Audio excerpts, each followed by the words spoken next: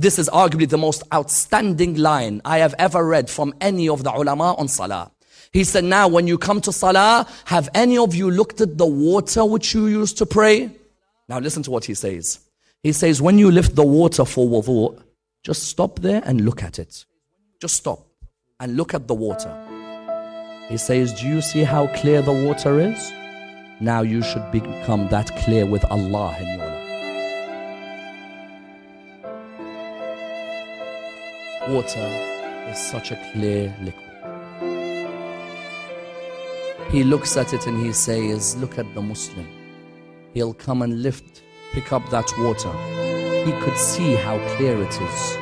Yet he then finishes his prayer and continues going against the actions of Allah subhanahu wa ta'ala. He says, when you look at that water, just keep looking at it.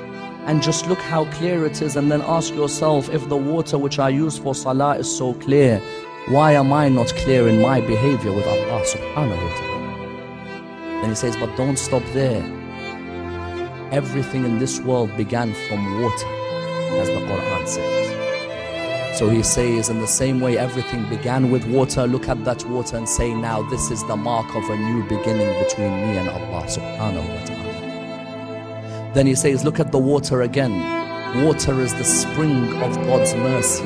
Know that when you are doing wudhu, you are entering God's mercy. Then he says, look at the water again. All of these actions, he's taking you higher, and you haven't even started praying. He said, look at the water again. Do you remember any hadiths of Rasulullah on water? Don't you remember the hadith when Rasulullah says, the believer is like water. He purifies all those who surround him. Now when you look at water, say, I want to begin to purify those friends of mine who surround me. Look at those lines. Khomeini just discussing water. Then he says, look at that water which is in front of you. Do you see how it's going to purify the body parts? Now say, I'm going to begin to purify my heart after this.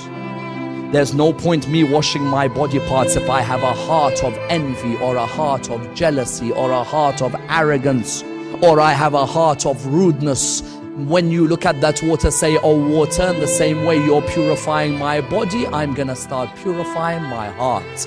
He said, now when you've reflected on the water you're using, tell me where you are in your salah. Then he says, go to Amir al-Mu'mineen. He says, Amir al-Mu'mineen would pick up that water. He'd know it's the spring of life. He'd know how clear it is, so he'd be that clear with Allah as well. He'd know that it's the spring of mercy, so he'd be the mercy for Allah's creation. He'd say, then Imam Amir al-Mu'mineen would take that water. When he washes his face with it, he'd say, Ya Allah, let nur shine on this face on the day of judgment.